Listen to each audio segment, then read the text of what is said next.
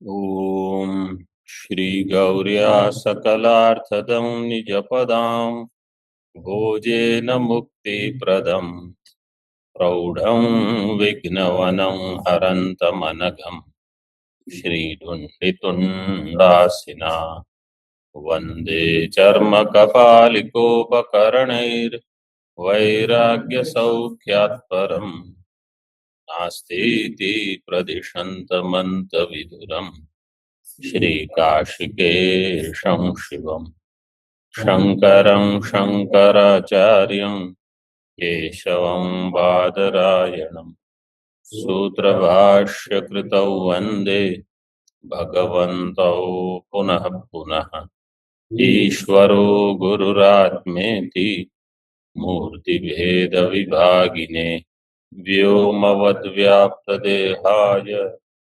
दक्षिणामूर्तये नमः। ओम शांति शांति शांति।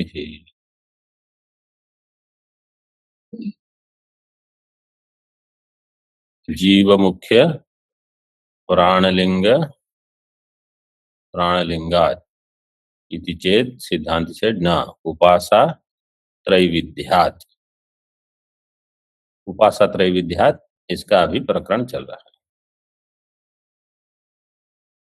पूर्व पक्ष ने कहा तीन उपासना हो तो इष्टापत्ति, सिद्धांति कहेगा इष्टापत्ति नहीं है। क्यों? उपक्रमादिना निश्चित एक वाक्यता भंग प्रसंगात। उपक्रमादि के द्वारा निश्चित एक वाक्यता है। वो कैसे अब बताते हैं भाष्य में। नैतदेवम उपासा त्रैविध्यात् एवं सती त्रिविधम उपासनम प्रसज्येत। ऐसा हो तो तीन उपासनाएं हो जाएगी। जीवोपासनम, मुख्य प्राणोपासनम, ब्रह्मोपासनं च इति तीन उपासना एक हो गई। न च एतद एकस्मिन् वाक्य अभ्युपगंतुम युक्तम। एक ही वाक्य में तीन उपासनाएं नहीं हो सकती। क्यों नहीं हो सकती? उपक्रमोपसंहाराभ्याम ही वाक्यैकत्वम अवगम्यते। उपक्रम उपसंहार के द्वारा वाक्यैकत्वम ये देखा गया है। ठीक है,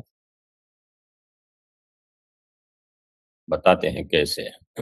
मामेव विजानीहि इति उपक्रम्य, मुझे ही जानो, तो एक ही है, वहां तीन तो नहीं है।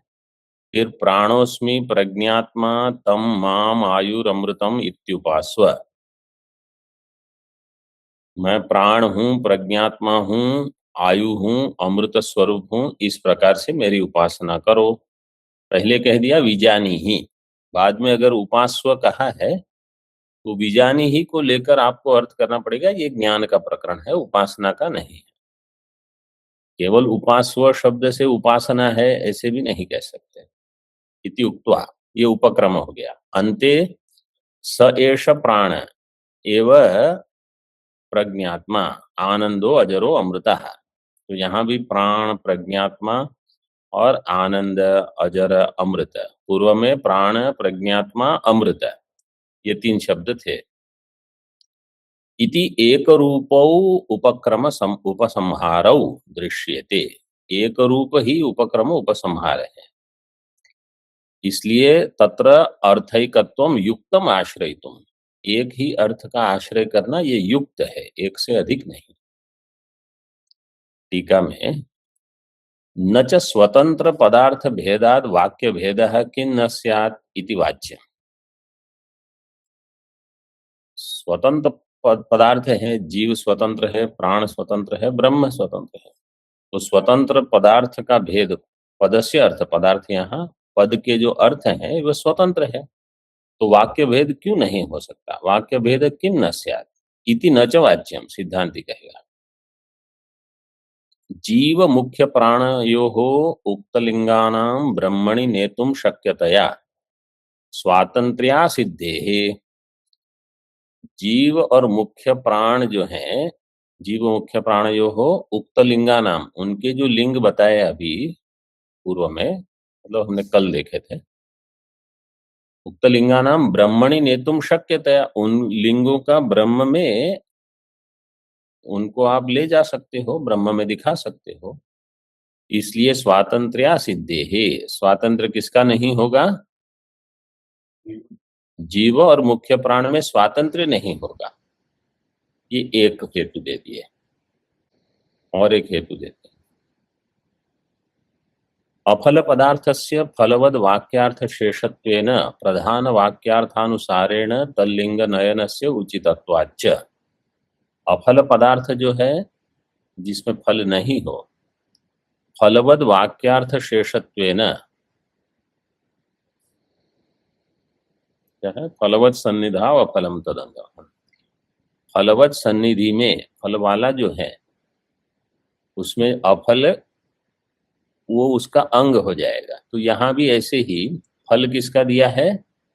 ब्रह्म के लिए ही फल है, क्योंकि जो अमृतत्व आदि फल दिए हैं, अजर अमृत, ये अन्य उपासना से नहीं हो सकते। इसलिए अफल पदार्थ है जीव और प्राण, मुख्य प्राण।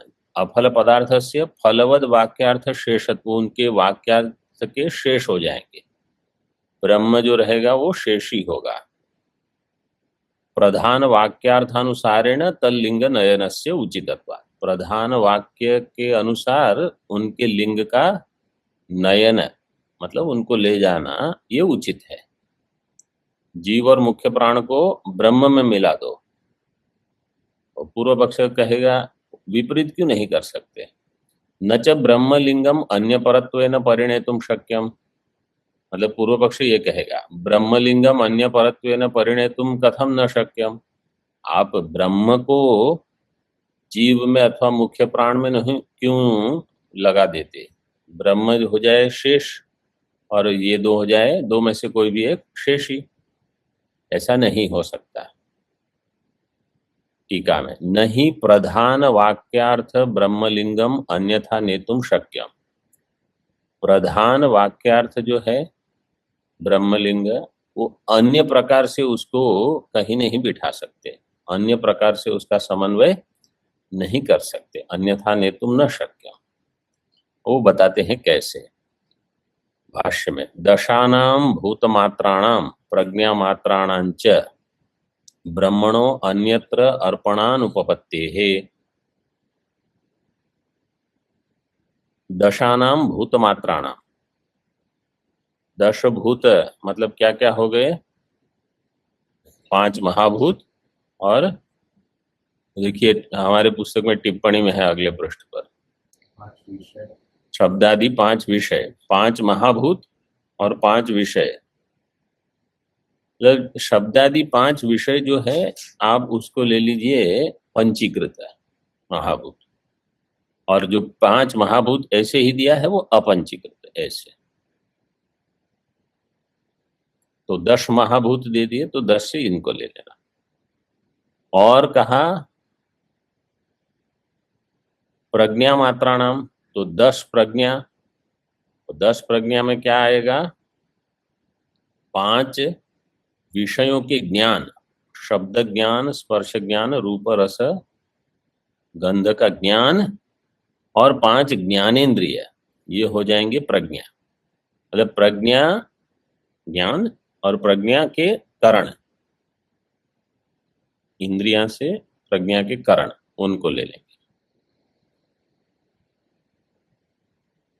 दशानाम भूत मात्राणाम प्रज्ञा मात्राणाम च ब्रह्मणो, इन सबको ऐसा जो ब्रह्म है, अन्य ब्रह्मणः अन्यत्र, ब्रह्म से अन्य कहीं इनका अर्पण संभव नहीं है। अन्यत्र अर्पणानुपपत्ति, ये सब ब्रह्म में मिल जाएंगे। पंच महाभूत, पंचीकृत अपंचीकृत सभी ज्ञान, ये ब्रह्म में सबका लय हो जाएगा। तो ब्रह्मणः क्या विभक्ति होगी? पंचम। पंचम। यहां तक सूत्र का एक हिस्सा हो गया। जीव मुख्य प्राणलिंगान नेतिचेन नोपासना त्रैविध्यात, यहां तक का सूत्र हो गया।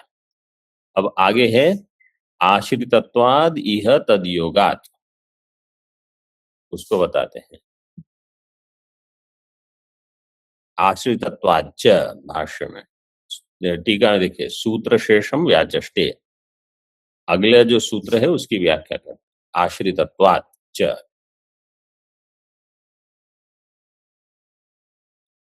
अन्यत्रापि ब्रह्मलिंगवशात् प्राण शब्दस्य ब्रह्मणि वृत्तेः। अन्यत्र भी हमने देखा, पहले देख लिया है कि ब्रह्मलिंग होने से प्राण शब्द ब्रह्म में ही उपयोग होता है। ब्रह्मणि वृत्तेः, वृत्तेः का अर्थ क्या होगा? लिया है। लक्षणावृत्ति। वृत्ति कितने प्रकार की होती है? दो, शक्ति वृत्ति और लक्षणावृत्ति। यहाँ ऐसे अर्थ करना है, वृत्तिर द्विविधा, शक्ति ही शक्तिर्लक्षणाच। तो ये लक्षणावृत्ति से, वृत्ति शब्द का अर्थ ये है। कहीं व्यंग्यावृत्ति भी लेते हैं, तीन, वही शक्ति, अभिधा ही शक्ति है। अभिधा शक्ति वाच्यार्थ सब एक, और लक्षणा लक्ष्यार्थ वो दूसरे। कहाँ ये हुआ? प्राण शब्द से ब्रह्मणि वृत्ते है, कहाँ दिखाया? टीका में, अन्यत्र अतएव प्राण, इस सूत्र में इत्यादो वृत्ते है आश्रितत्वात्। वहां वृत्ति का आश्रय मतलब प्राण शब्द का लक्षणा से अर्थ वहां किया था ब्रह्म, तो यहां भी प्राण शब्द का लक्षणा से अर्थ ब्रह्म कर सकते हैं, तो हो जाएगा एक। और इहापि च हिततम उपन्यासादि ब्रह्मलिंग योगात् ब्रह्मोपदेश एवायम इति गम्यते। और भी यहाँ हिततम का उपन्यास है, हिततम का कथन है, उपन्यासादि ब्रह्मलिंग योगात्, तो ये ब्रह्म का ही लिंग है हिततमत्व, इसलिए ब्रह्मोपदेश एवायम ऐसा समझ में आता है, गम्यते कि ये ब्रह्म का ही उपदेश है। टीका में देखिए, यहाँ इहापि च हिततम उपन्यासादि ब्रह्मलिंग योगात्, तो ब्रह्मलिंग जो है वो तो पूर्व में ही आ गया, पूर्व पंक्ति में दिया है ब्रह्मलिंग, तो यहाँ ब्रह्मलिंग से ले लीजिए तस्य, ठीक है, मतलब तत्, और योगात्, क्योंकि सूत्र में ये दो पद हैं, सूत्र के पद जो हैं वो कहाँ कहाँ आ रहे हैं वो देखते रहिए। आश्रितत्वाच्च, फिर आगे क्या है? तद योगात्, इह तद योगात्, तो देखिए यहाँ इह तद योगात् दे दिया, इहापि तत्, तत्कार्थ है ब्रह्मलिंग योगात्। टीका में इहापि तस्य ब्रह्मलिंगस्य योगात्, यहां भी उस ब्रह्मलिंग का योग है, ठीक है। सूत्र के पद की व्याख्या हो गई, ब्रह्म पर एव प्राण शब्द इत्यर्थ है, इसलिए प्राण शब्द ब्रह्म पर ही है,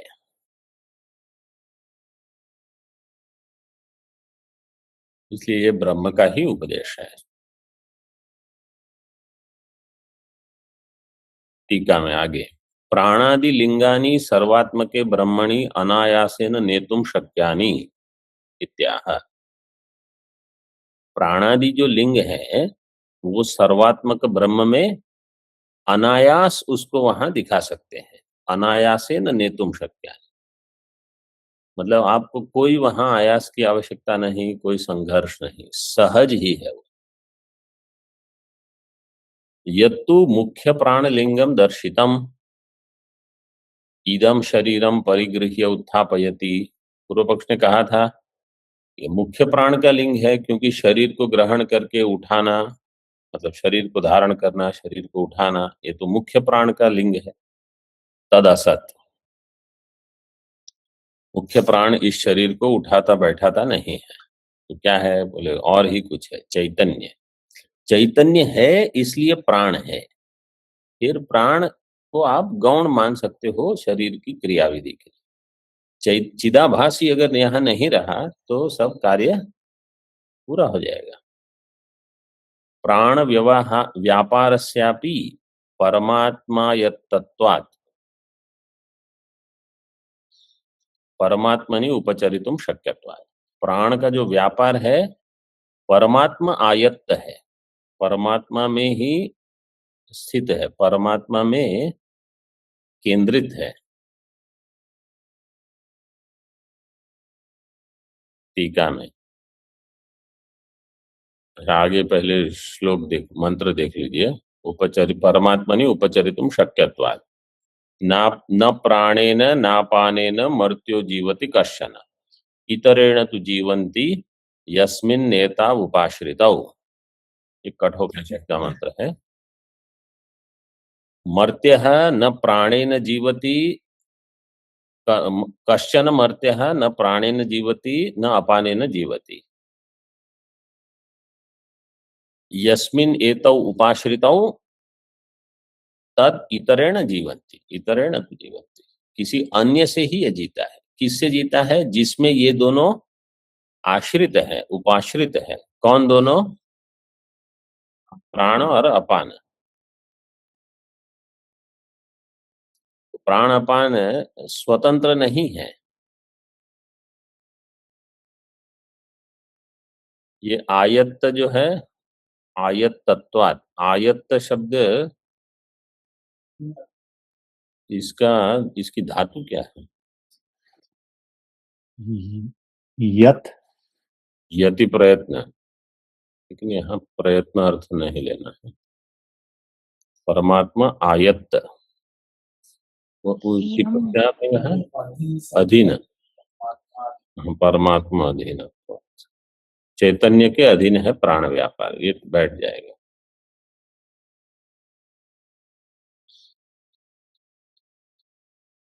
टीका में यस्मिन् एतौ प्रेर्यत्वेन स्थितौ तेन इतरेण ब्रह्मणा सर्वे प्राणादि व्यापारम कुर्वन्ति इत्यर्थः। जिसमें ये दोनों एतौ प्रेर्यत्वेन स्थितौ, प्राण अपान, इनको तो प्रेरित करने वाला कोई अन्य है। तेन इतरेण ब्रह्मणा सर्वे प्राणादि व्यापारम कुर्वन्ति, ब्रह्म के द्वारा ये व्यापार करते हैं। भाष्य में यद्यपि न वाचम विजिज्ञासित वक्तारम विद्यात इत्यादि जीवलिंगम दर्शितम।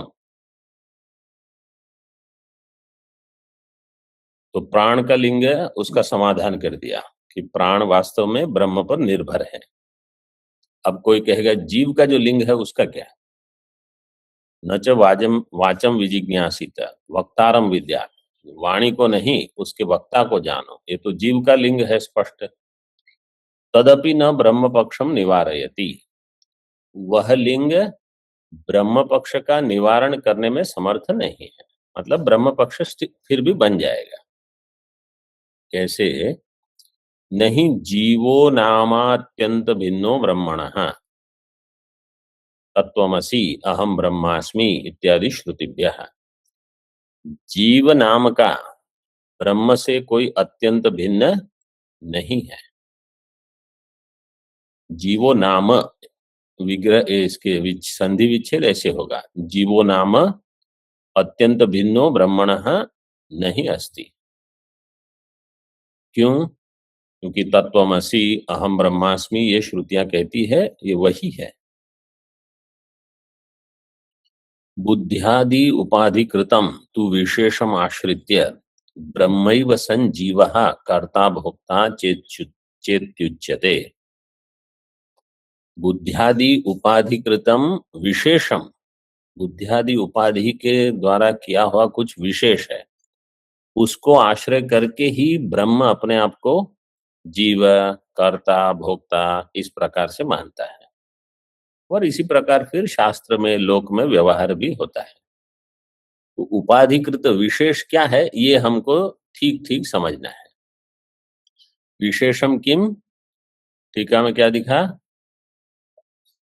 परिच्छेदाभिमान। ये परिच्छेद का जो अभिमान है इसके कारण मैं अपने आप को जीव, कर्ता, भोक्ता मानता हूं। तो इस परिच्छेद अभिमान को काटना, यही हो गया निर्विशेष बनना। क्योंकि ये विशेष है, सविशेष बना देता है आपको।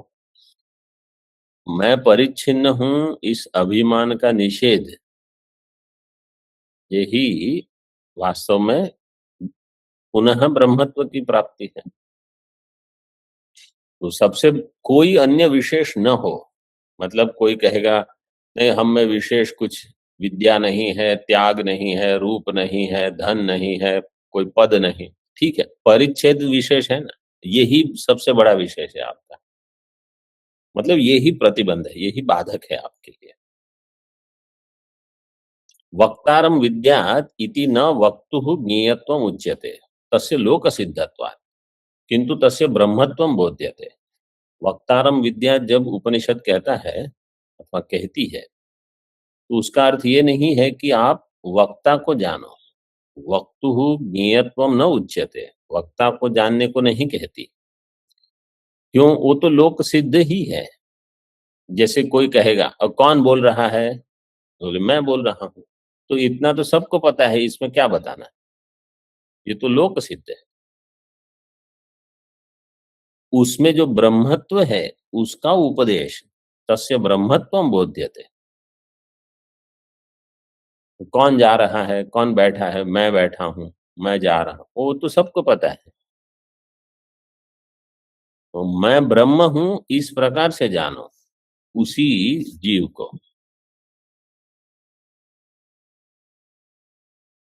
तो ये श्रुतियां भी दे दी। तस्य उपाधिकृत विशेष परित्यागेन स्वरूपम ब्रह्म दर्शयितुम न वाचम विजिज्ञासित वक्तारम विद्यात् इत्यादिना प्रत्यगात्म अभिमुखीकरणार्थम उपदेशो न विरुध्यते। तस्य उपाधिकृत विशेष परित्यागेन, उपाधिकृत विशेष जो है उसका परित्याग करके, ये परिच्छिन्न भाव का, स्वरूपम ब्रह्म दर्शयितुम न विरुध्यते, उपदेशो न विरुध्यते। तो उपदेश किस लिए है? प्रत्यगात्म अभिमुखीकरणार्थम, हमारा ध्यान कहीं अन्य है, या तो हमारा ध्यान है वाणी पर अथवा हमारा ध्यान है वाणी का जो वक्ता है उस पर, लेकिन वह वाणी वक्ता है, उसका मूल स्वरूप है ब्रह्म, वहां तक ध्यान नहीं जाता। अथवा कहीं तो वाणी के विषय पर ही अटक गए कोई। केनोपनिषद में ये मुख्य विवेक है कि आप विषय को छोड़ो, करण को छोड़ दो, कर्ता को छोड़ दो, कर्ता के अधिष्ठान को पकड़ो, इतने अंदर आ जाओ, सब छोड़ो छोड़ो छोड़ो। एक मंत्र में हो जाता है, तो इसलिए किसी को इतना ग्रहण ही नहीं होता है कि बताना क्या चाहते हैं, केवल ऊपर ऊपर से समझ में आता है। तो इस ब्रह्म स्वरूप को दिखाने के लिए न वाचम विजिज्ञासित वक्तारम विद्यात् ये बताया, इसलिए उपदेश में विरोध नहीं है। टीका में तद बोध अभिमुख्याय लिंगादय इति, उस बोध की तरफ अभिमुख करने के लिए लिंगादय, लिंगादय का अर्थ है लिंग लोट इत्यादि। लिंग लका विधिलिंग कहाँ है? विद्यात्। विद्यात है वो विधिलिंग है, विजिज्ञासी तो न है, वो तो आदेश कैसे, ये एक हो गया विधिलिंग। अब लोट लकार बताते हैं। यद वाचान अभ्युदितम येन वाग अभ्युद्यते तदेव ब्रह्म त्वं विद्धि नेदम यदिदम उपासते। इसमें लोट लकार कहाँ है? विद्धि, विद्धि में धकार कहाँ से आएगा? उजलभ्यो हेर्धि, ही कहाँ से आया? शेर शेर पिच्च, शेर या पिच्च से पहले ही होगा, फिर हुजलभ्यो हेर दी से ही विद्धि बनेगा। तो देखिए टीका में क्या कहा? लिंगादय है, लिंग से मतलब ये व्याकरण का लिंग लोट ऐसे तव्य, कहीं लिंग शब्द से हेतु आदि मिलते हैं, उसको भी लिंग शब्द व्यवहार होता है ऐसे। अत्र श्रुत्यंतरम आह यद्वाचयते येन चैतन्येन वाग अभ्युद्यते स्वकार्याभिमुख्येन प्रेर्यते तदेव वागादेर अगम्यम ब्रह्म इत्यर्थः। येन चैतन्येन, जिस चैतन्य के द्वारा वाग अभ्युद्यते, वाग वाणी बोल रही है, जिस चैतन्य के द्वारा स्व कार्य अभिमुख्य न प्रेरियते, वाणी अपने कार्य जो है उसमें प्रेरित होती है, मतलब वचन कथन करने में समर्थ हो जाती है। तदेव वागादि है अगम्यम ब्रह्म, उसी वागादि के द्वारा जो अगम्य है ब्रह्म, उसको तुम्हें जानना है। और वो भी कैसे? अपने स्वरूप से, मैं हूं ये।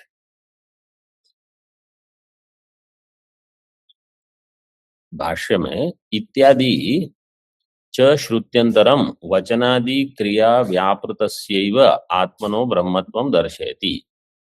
ये श्रुत्यंतरम केनो, वहां क लिखा है, वैसे वो के होना चाहिए। हाँ, केनोपनिषद है, हमारे इसमें क लिखा है। इत्यादि च श्रुत्यंतरम वचनादि क्रिया व्यापृतस्यैव आत्मनो ब्रह्मत्वं दर्शयति। वचनादि क्रिया से व्यापृत जो आत्मा है उसी का ब्रह्मत्वम ये श्रुति दिखाती है। यद पुनरेतद उक्तम सह, तो ये दोनों जो पूर्व पक्ष ने बताए कि मुख्य प्राण का लिंग है शरीर को ग्रहण करना, उत्थापन करना, बोले वो ब्रह्म में हो जाएगा। जीव का जो लिंग है वो भी ब्रह्म में हो जाएगा, वो सिद्धांति ने बता दिया। मतलब हर एक चीज जो जो पूर्व पक्ष उठाता है प्रश्न, उसका समाधान करते जाते हैं।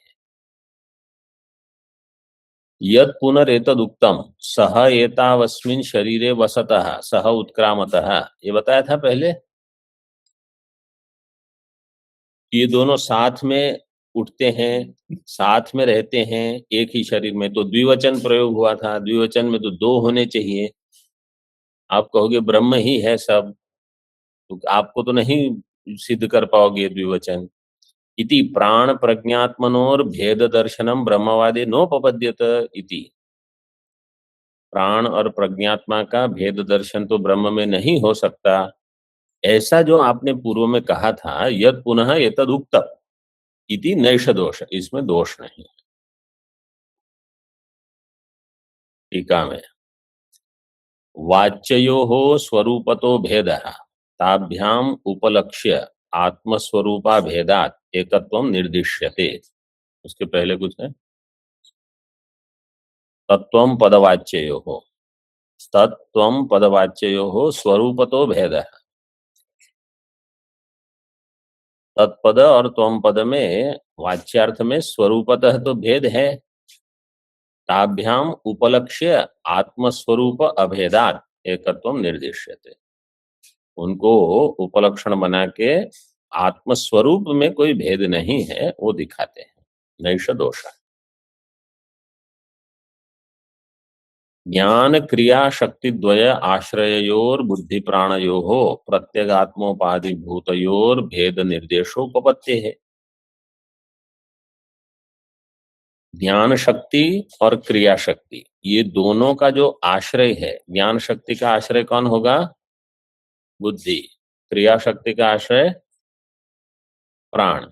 तो ज्ञान क्रिया शक्ति द्वय का आश्रय बुद्धि प्राण यथासंख्य। प्रत्यगात्म उपाधि भूतयो हो, ये जो दो हैं बुद्धि और प्राण, प्रत्यगात्म उपाधि भूतयो हो भेद निर्देशो उपपत्ति है।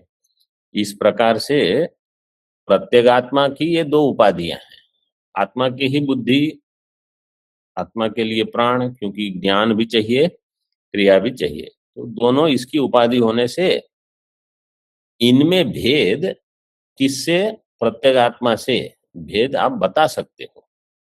क्योंकि प्रश्न क्या था? ब्रह्मवाद में प्राण और प्रज्ञात्मा का उस ब्रह्म से भेद नहीं बता सकते, तो द्विवचन प्रयोग कैसे होगा? तो हम कहेंगे बता सकते हैं, दोनों उसी की उपाधि है, उपाधि को लेकर भेद हो जाएगा, भेद निर्देशो उपपत्ति है।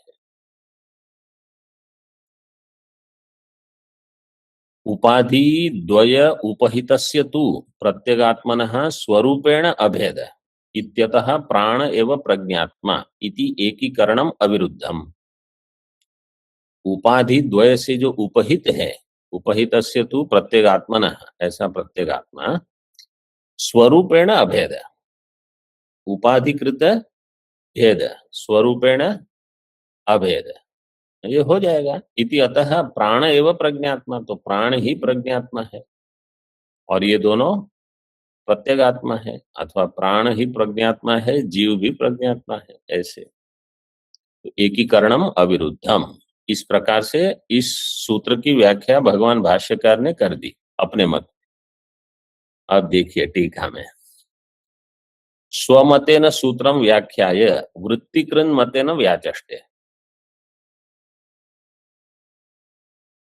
मतलब भगवान भाष्यकार को अधिक लिखने में कोई परिश्रम नहीं लग रहा है, तो हमको पढ़ने में बिल्कुल नहीं लगना चाहिए।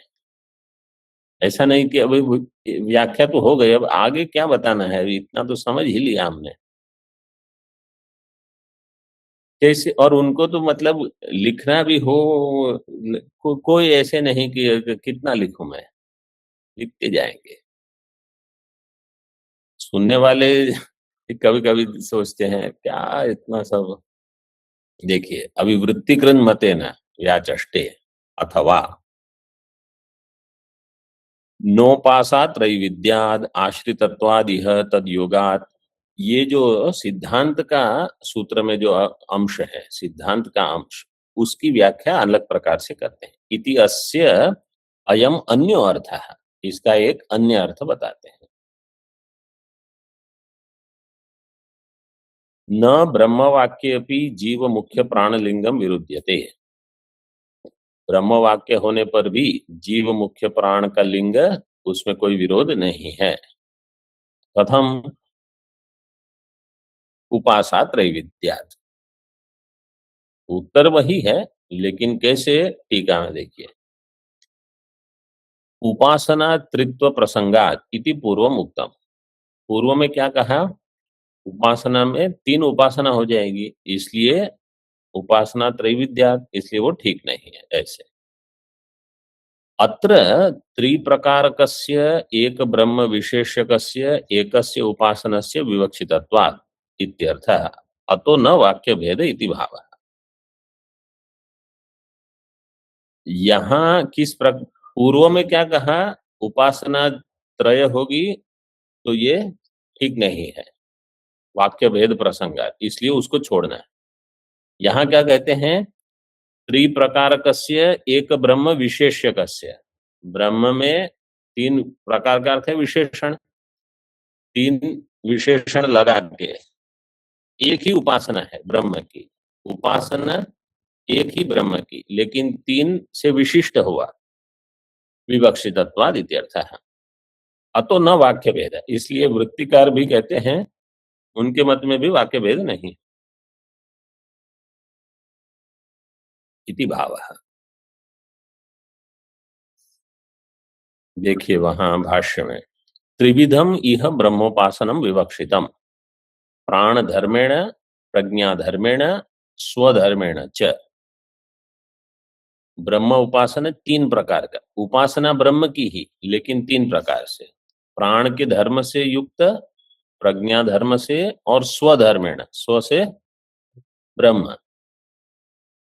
तो प्राण के धर्म जो देह का ग्रहण करना, उत्थापन करना, प्रज्ञा का धर्म जिसके कारण वाणी आदि व्यवहार करते हैं, और स्वधर्म अमृतम आयु, ये सब प्रज्ञा से जीव जाते। तत्र आयु अमृतम उपास्व आयु प्राणः इति, इदम शरीरम परिगृह्य उत्थापयति इति, तस्माद् एतद् एव उक्तम उपासित इति च प्राण धर्म, ये सब प्राण के लिए एक साथ दे दिए प्राण के धर्म में। आयुहु अमृतम उपास्व, आयुहु प्राणः, शरीर को ग्रहण करना, उठाना। और उक्थम, उक्थ तो प्राण के लिए शब्द प्रयोग होता है, इति च प्राण धर्म, ये एक हो गए। आगे टीका में देख लीजिए। देह चेष्टात्मक जीवन हेतुत्वम प्राणस्य आयुष्त्वम, देहापेक्षया तस्य आमुक्तेः अवस्थानात् अमृतत्वम उत्थापयति इति उक्तत्वम इति प्राणधर्म। देह चेष्टात्मक जीवन हेतु, जीवन क्या है? इसमें देह की चेष्टा हो। तो ऐसे जीवन का जो हेतु है, जीवन हेतुत्वम, ये प्राण का आयुष्त्वम हो गया एक। दूसरा, देहापेक्षया तस्य आमुक्ते है अवस्थानात्, देह की अपेक्षा जब तक मोक्ष न हो तब तक वो रहेगा प्राण। अवस्थानात् अमृतत्वम, मतलब आपेक्षिक अमृतत्व। और उत्थापनादि धर्म को सामर्थ्य है उसमें प्राण में, इसलिए उक्थत्वम, वो भी प्राण का धर्म। अब जीव का धर्म बताते हैं। जीव धर्म धर्मम आह, अथ यथा अस्यै प्रज्ञायै सर्वाणि भूतानि एकी भवन्ति तद व्याख्यास्यामः इति उपक्रम्य वागेव अस्या एकम अंगम अदुदुहत् तस्यै नाम परस्तात् प्रतिविहिताः भूतमात्राः प्रज्ञया वाचं समार्ह्य वाचा सर्वाणि नामानि आपनोति इत्यादि ही प्रज्ञा धर्म है। ये प्रज्ञा का धर्म है। ये मतलब टीका में कह दिया ये जीव का धर्म है, उसको यहाँ प्रज्ञा का धर्म बताया। अथ यथा अस्यै प्रज्ञायै, इस प्रज्ञा के कारण भूतानि सर्वाणि भूतानि एकी भवन्ति, सभी भूत एक हो जाते हैं। कहाँ होंगे? चैतन्य में। इति उपक आरंभ करके वाग एव अस्या एकम अंगम अदुदुहत, लुंग लकार निजंत रूप है, परस्मै परम पुरुष एक वचन। इसका अर्थ क्या है? यह जो वाणी है उसने इस एकम अंगम, एकम अंगम का अर्थ है आधा हिस्सा, इस प्रज्ञा का आधा हिस्सा उस वाणी ने पूरा किया। अदुदुहत तस्यै नाम परस्तात् प्रतिविहिताः भूतमात्राः, इसी के द्वारा जो भूतमात्र जिनका ज्ञान होता है, ये अन्य अर्ध वो होते हैं। परस्तात् प्रतिविहिताः भूतमात्रा, प्रज्ञा वाचम समारुह्य, प्रज्ञा के द्वारा वाणी को आरूढ़ करके, वाणी का आरोहण करके, वाचा सर्वाणी नामानि आपनोति, वाणी को सारे नाम प्राप्त होते हैं। मतलब वाणी सबका नाम करने में समर्थ है इसी के द्वारा। यही है प्रज्ञा का धर्म इत्यादि प्रज्ञा धर्म, ये जीव का धर्म। टीका में देखिए थोड़ा विस्तार है। बुद्धि प्राणयोः सहस्थिति उत्क्रांति उक्ति अनंतरम इत्यर्थः। अथ का अर्थ बताते हैं। अथ क्या है? बुद्धि और प्राणयोः, बुद्धि प्राणयोः सहस्थिति, ये साथ में है। उत्क्रांति उक्ति, उत्क्रमण और उक्ति, इसके अनंतरम अभी बताते हैं। अत्र प्रज्ञापदेन साभासा जीवाख्या बुद्धि ही उच्यते। प्रज्ञा शब्द से साभास बुद्धि, जिसको ही जीव कहा जाता है। चिदाभास सहित बुद्धि जीव हो गई। कहीं बुद्धि कहीं अहंकार, ऐसे शब्द प्रयोग करते हैं। तस्याः संबंधिनी दृश्यानि सर्वाणि भूतानि यथा एकं भवन्ति अधिष्ठान चिदात्मना तथा व्याख्यास्यामः। तस्याः संबंधिनी दृश्यानि सर्वाणि, समस्त दृश्य रूप जो भूत हैं एकम भवंती, कहाँ एक हो जाएंगे अथवा किस प्रकार से एक होंगे? अधिष्ठान चिदात्मना एकम भवंती। जब अधिष्ठान चिदात्मना एकम भवंती, इसका अर्थ ये नहीं कि जब प्रलय होगा तभी एक हो जाएंगे, मतलब सब होते हुए भी वास्तव में वो एक ही है, ये समझ लेना। प्रलय काल में एक होंगे वो तो ऐसे ही है जैसे घट में तोड़ूं और मिट्टी दिखे तब मैं कहूं कि ये घट मिट्टी है, तो वो तो केवल बाल बुद्धि है। हो सब कुछ वहां अपने स्थान में होते हुए ही ब्रह्म है, ये जान लेना। अधिष्ठान रूप है, तो अधिष्ठान चिदात्मना एकम भवन्ति, उसकी व्याख्या करते हैं। तथा व्याख्यास्याम इति उपक्रम में उक्तम वागेव इत्यादि। चक्षुः एव अस्याः एकम अंगम अदुदुहत इत्यादि पर्यायाणाम संक्षिप्तार्थ उच्यते। वहां ऐसे पर्याय दिए हैं, चक्षुः, वाक, तो उसका एक पर्याय यहाँ देते हैं, एकम अंगम अदुदुहत।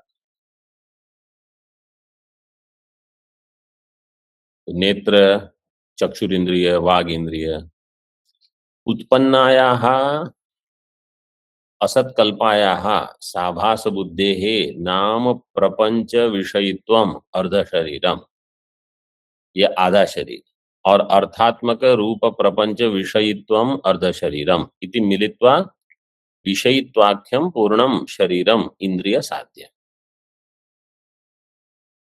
उत्पन्न जो असत कल्पना के द्वारा, असत कल्पायाः साभास बुद्धेः नाम प्रपंच विषयित्वम, ये आधा शरीर हो गया, और अर्थात्मक रूप प्रपंच विषयित्वम ये दूसरा आधा हो गया। दो आधे मिलकर विषयी, विषयी मतलब जीव, विषयित्वाख्यम पूर्णम शरीरम इंद्रिय साध्यम, यहां तक रखते हैं। ओम पूर्णमदः पूर्णमिदं पूर्णात् पूर्णमुदच्यते पूर्णस्य पूर्णमादाय पूर्णमेवावशिष्यते। ओम शांति शांति शांति। शंकरं शंकराचार्यं केशवं बादरायणं सूत्रभाष्यकृतौ वन्दे भगवन्तौ पुनः पुनः। ईश्वरो गुरुरात्मेति मूर्तिभेदविभागिने व्योमवद्व्याप्तदेहाय दक्षिणामूर्तये नमः। ओम शांति शांति शांति।